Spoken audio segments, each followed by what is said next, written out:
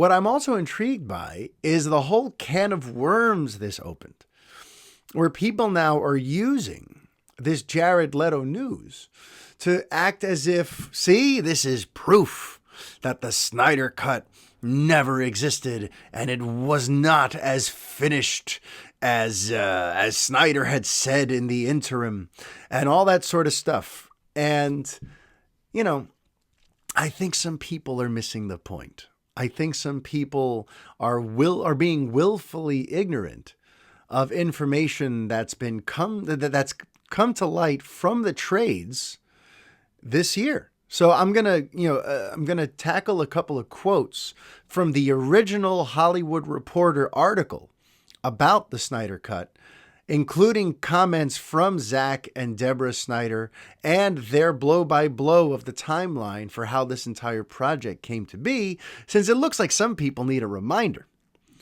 Because none of this Leto news should be all that shocking, okay? We already knew for a while that there was going to be additional work done, and there are certain clues that I guess just went right over some people's heads. But before we get into that, I think we should also just talk about what happened with Justice League. Because remember, this was not the original plan, okay? Justice League had, well, a few different original plans, and then we got that theatrical cut in 2017. And then there was the Snyder Cut campaign, which, in earnest, was trying to get the original movie released.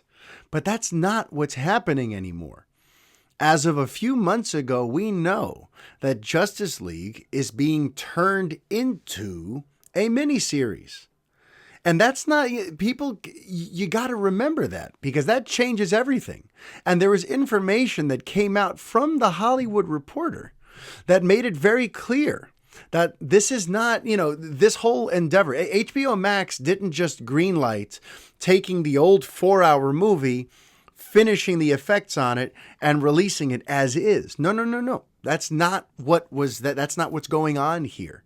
There's something much bigger, and the story, the actual storytelling possibilities were greatly increased by the fact that now we have this whole miniseries concept. But let's go back to the original sort of timeline that was given to us by the Hollywood Reporter, shall we? So the day after the 2-year anniversary of the theatrical release of Justice League, when the Release the Snyder Cut hashtag trended worldwide, Ben Affleck chimed in that weekend, and Gal Gadot finally threw her, lasso in the ring, so to speak. After that seismic event, the studio reached out to Snyder basically saying, listen, there is a huge appetite for this. We want to know what you think you can do with it. And then from November to February, Zack and Deborah poured over all of their footage. They poured over that original cut, and then they came up with a new plan.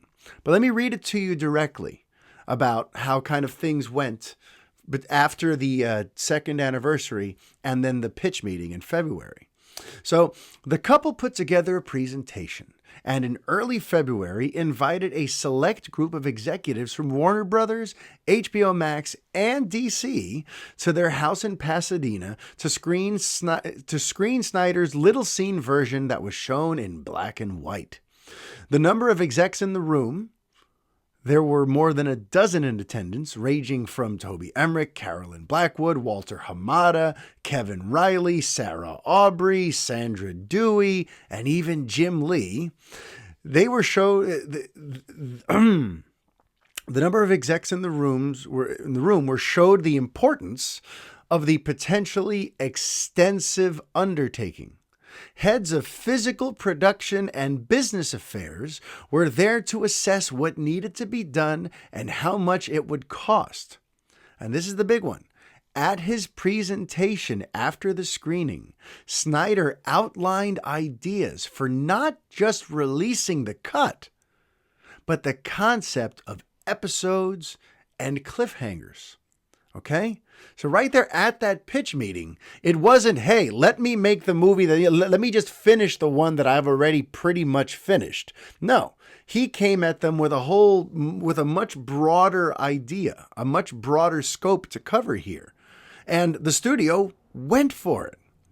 And also in that article, they say, and while the cut will contain the many elements Snyder has teased over time, the duo also relish adding a fair amount of character development.